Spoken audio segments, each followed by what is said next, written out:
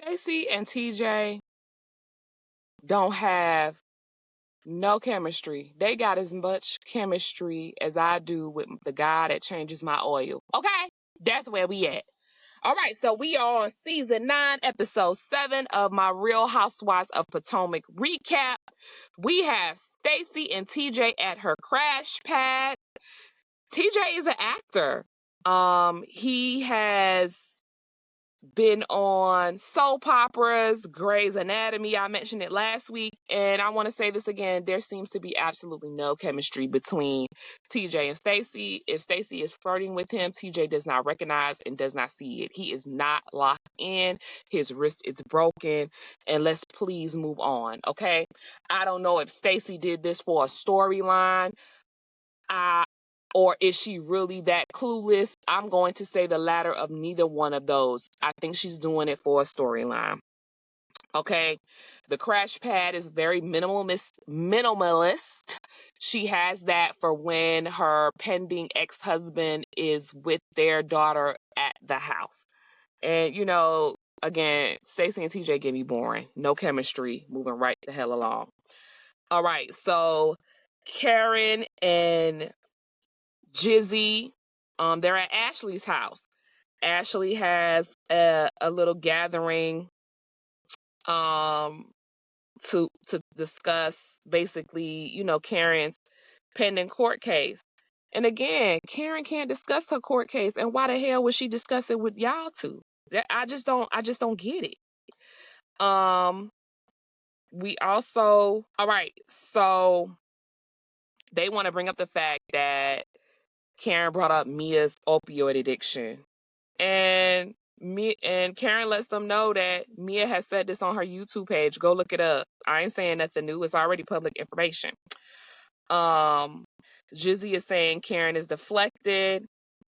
And she's not taking accountability. I don't know. Do y'all think she was deflecting and not taking accountability? I mean, she did say she said it. I don't know what else you wanted from her. It comes up about Jizzy's ex being engaged. And how did the girls take it? She said the girls thought it was his friend, and next thing you know, they engaged, and that's that. How do we think Jizzy feels about this, that he's married somebody else? I mean, he has a few baby mamas, but he hasn't married anybody else. So how do y'all think Jizzy feels? You think she's handling that well or not?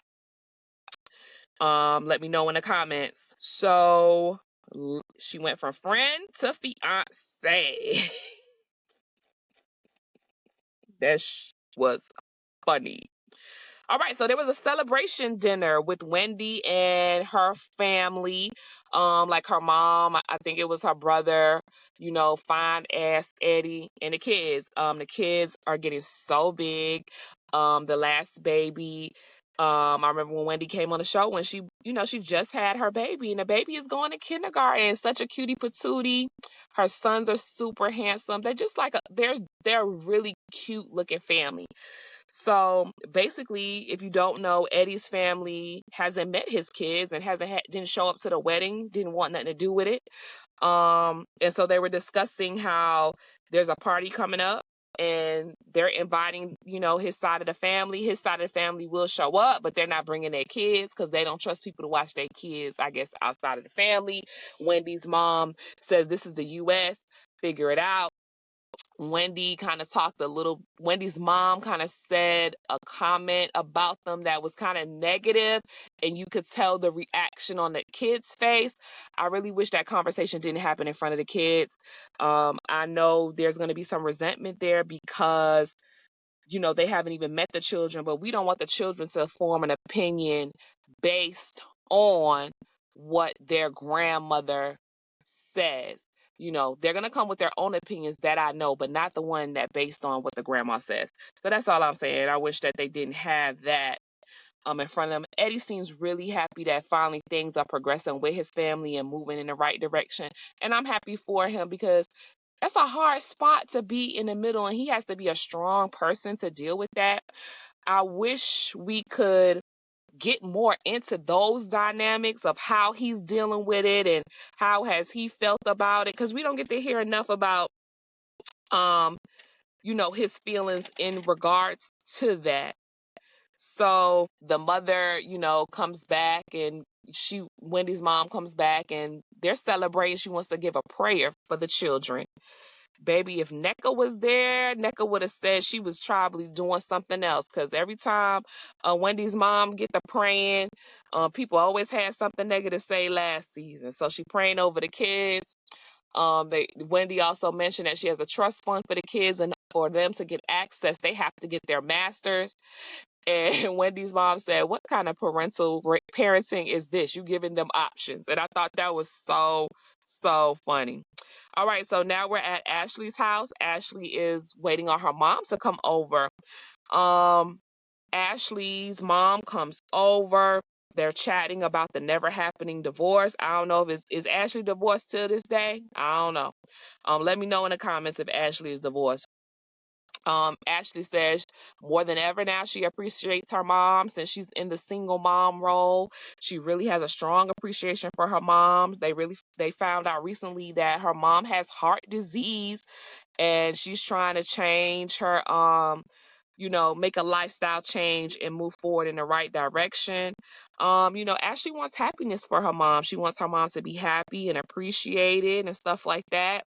And I can say as a woman, we all want our moms to find that love, or even to just be happy and okay with themselves. So I align with Ashley on that part. I empathize with her on that part. So next, Jazzy is having a party. Child, I don't even remember why, but everybody was nicely dressed.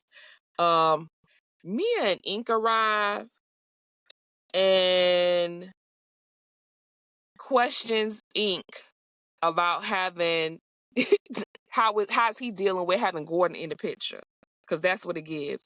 And Ink gives a PC response. He's like, he loves the kids, and as long as the kids are there and everybody, just trying to work together and co-parent. A very PC response. I want to say all the girls look really nice at the party. They really look very, very cute. Kay comes in with her boyfriend, who is a clinical social worker, has a mental health practice.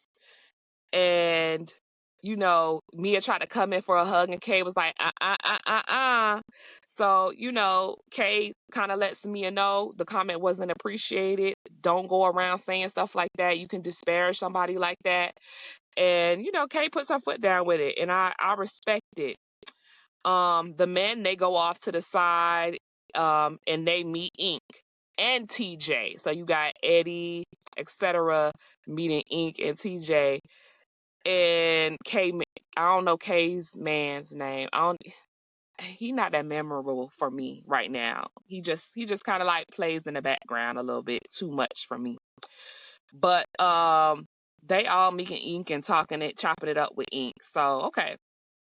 So listen, I don't know if Stacey is doing all of this like she's not working at QVC no more. She's back in town.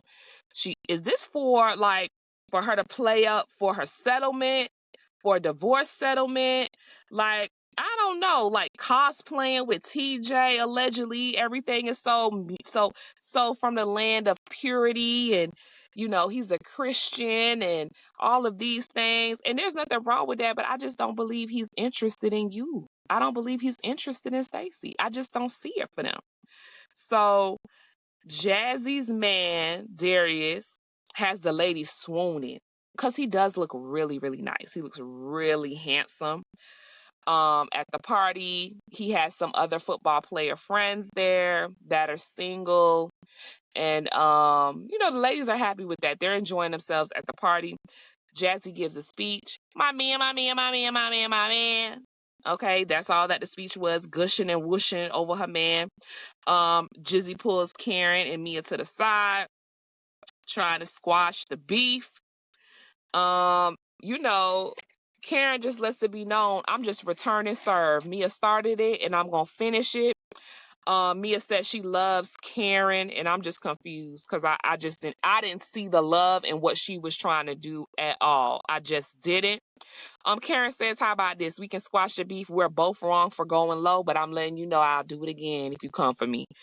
And they're at a peaceful standstill. That's just what it is. And I think this is how you move forward in reality TV. You say what you got to say and you move forward. All that, like from other shows, like, for example, Love and Marriage Huntsville, icing each other out, not speaking to nobody, can't move forward, can't do that. Y'all got to take a lesson out of Real Housewives of Potomac. They say what they want to say. They throw their shade, they throw their jab, and they continue to make good TV. And that is what we want to see when we tune in. All right. So now, Mia and the whole ink thing, everybody, not everybody, but people just cannot get on board with them. And again, like I've mentioned before, I don't feel sorry for Gordon at all, but you can't build this relationship on someone else's pain. And that's all I'm going to say. So now the next scene we see is Karen. She's meeting up with Cousin David. And I don't know if y'all remember Cousin David from Karen's spinoff special in Surrey County, but he looks super, super handsome. And, they're having a moment. They're just discussing her pending court case. He was actually on the phone with her when she struck a tree. So he heard the accident occur. And, he was really worried, really concerned for her. He got emotional and he was crying. And I really felt bad for him. And she hugged him and let him know how much she loved him. That's like a genuine, beautiful connection that those two have. And, I love to see relationships, families interact like that. Like, I care for you, you care for me. It's just like genuine and authentic. And it was a really emotional scene to watch. All right, so the coup de grace. Mia is at her place with ink, and Gordon comes over. And Mia wants Gordon to tell the kids about the divorce. And Ink catch himself interjected. And I'm like, why are you even here for this conversation? And this is what I'm saying about Mia. Mia, you're not going about this whole thing the right way. And this is why people can't get on board with you. Ink should not be around. That's not an Ink conversation. That's a me and Gordon conversation about these kids. And it's like she doesn't understand that. And Gordon basically said he ain't here for it. He said outside of the kids, he not filming with her and Ink. He said he's not PR in their relationship. He's not going to act like he's on board because he feels like Mia didn't give their marriage a shot after his diagnosis, and for him to get himself together. He also said in front of Ink, he feels like whenever he sees Ink, he's a representation of Mia having an affair, having a pregnancy termination while they were still together. So he ain't featuring it for Ink. And for Mia to expect both of these men to continue to be in a room together with someone they both love and there's no kind of emotions in the room, it's delulu, okay? It's absolutely delulu. So the kids are there. Ink to me is outright overly assertive, trying to, speaking to Gordon and addressing Gordon. And Gordon let him know this is husband and wife business, not paramour business. And I'm like, I know that's right, Gordon. And I just feel sad because the kids were somewhere in the background. I hope they didn't hear that, especially the part where he thinks that Jeremiah is his son. And I'm just so sad for these children because, I don't feel like they're being properly prepared about the situation. And nobody can tell you when to tell your kids anything, but you're on a reality TV show and the kids have iPads and they can get on the internet and they can look up stuff. So it's like you have to Be mindful of that stuff. And as I see the scene of Mia in the middle of her husband and her boyfriend. Oh, excuse me, fiance, because Mia got a husband and a fiance. Oh my goodness. And they're basically like trying to do a timeline thing. Like, how awkward is that? I just threw my whole hand up. I said, because why would you do that? Like, why would you do that? So basically, Gordon is saying Mia be lying. Mia's an adulteress. And that's it. Mia's saying Gordon put her through a lot with his mania and his mental health. I want to let y'all know when Gordon said Mia's an adulteress, Mia didn't deny it either. I ain't hear her deny it. Did y'all hear her deny it? Don't forget to like, subscribe, and turn on your notifications for the channel, guys. All I can say is that Mia is very passionate about ink, and I think she is overplaying her hand when it comes to ink, the co-parenting, and all of this stuff. Wait till the ink dries. No, wait till your divorce papers are signed before you bring him at least around the kids. You know what I'm saying? So that you're at least, that door is completely closed. Because to be honest, right now, it look like, Mia may still be messing with both of them. That's just how it looks. So, Gordon walks out and leaves. He's like, he ain't dealing with it. He over it. And then Mia apologizing to ink. And I'm like, what the hell you apologizing to ink for? If anybody's owed the apology, it's Gordon in this situation. And again, I do not feel sorry for Gordon, but right is right and wrong is wrong.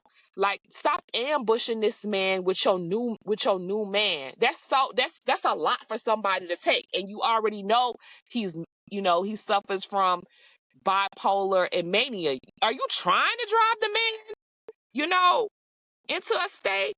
So all I can say is good luck with all of that.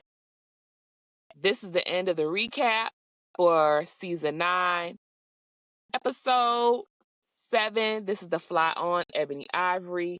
Don't forget to like, subscribe to the channel, and engage with me and comment. And I'll see you on the next recap. Auntie loves you. Bye.